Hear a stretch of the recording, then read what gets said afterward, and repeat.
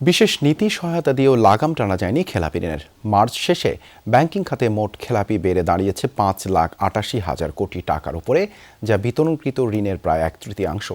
3 মাসেই খেলাপি বেড়েছে 31,500 কোটি টাকা। বিগত সময়ের জালিয়াতি সামনে চলে আসায় বাড়ছে অনাদায়ী অর্থের পরিমাণ।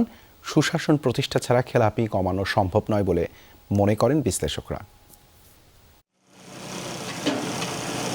অনিয়ম, লুটপাট আর জালিয়াতির কারণে ব্যাংকিং খাতে বেড়েই চলেছে খেলাপির পরিমাণ। বিশেষ সুবিধায় ঋণ পুনঃতফসিল এবং নীতি সহায়তা দিয়েও তা নিয়ন্ত্রণ করা যাচ্ছে না। ডিসেম্বর শেষে কিছুটা কমলেও মার্চ প্রান্তিকে আবারও বেড়েছে খেলাপির পরিমাণ।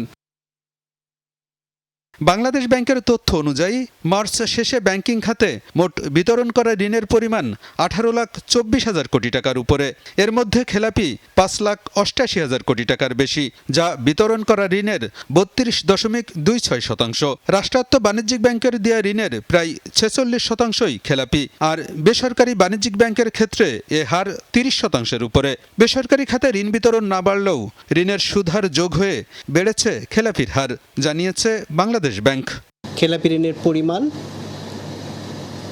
প্রায় 30,000 কোটি টাকার উপরে বৃদ্ধি পেয়েছে এবং যদি শতকরা হারে বলেন এটি বৃদ্ধি পেয়েছে 1.66%। বাংলাদেশ ব্যাংক উদ্যোগ গ্রহণ করেছিল যে কিভাবে খেলাপি ঋণের হারকে কমিয়ে না যায়। পক্ষান্তরে দেখা যাচ্ছে কিছুটা বৃদ্ধি পেয়েছে। চলতি বছরের প্রথম প্রান্তিকে খেলাপি বৃদ্ধিতে এগিয়ে আছে বেসরকারি বাণিজ্যিক ব্যাংক। এ সময় বেসরকারি খাতে খেলাপি বেড়েছে প্রায় 26,000 কোটি টাকা, আর সরকারি ব্যাংকের ক্ষেত্রে এর পরিমাণ 3,677 কোটি টাকা। আশঙ্কাজনক হারে খেলাপি ঋণ বেড়ে যাওয়ায় এর নেতিবাচক প্রভাব পড়েছে ব্যবসা বাণিজ্যে। তাই যে কোনো উপায়ে এমন ঋণ কমিয়ে আনতে সুশাসন প্রতিষ্ঠায় জোর দিয়েছেন বিশ্লেষকরা। আস্থাহীনতায় ভোগে, সুশাসনের অভাব ঘাটতি এখানে প্রচন্ড রকম। তো সুতরাং এই সমস্ত প্রতিষ্ঠান যদি সত্যিকার অর্থে ব্যবসায়িক প্রতিষ্ঠান হিসেবে সামনের দিকে এগিয়ে যেতে চায়, এই মন্দ ঋণ বা খেলাপি ঋণ এটা অবশ্যই চেক দিতে হবে।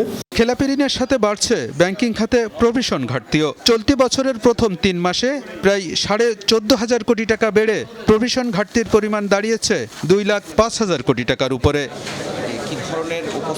আলমগীর হোসেন, যমুনা নিউজ, ঢাকা।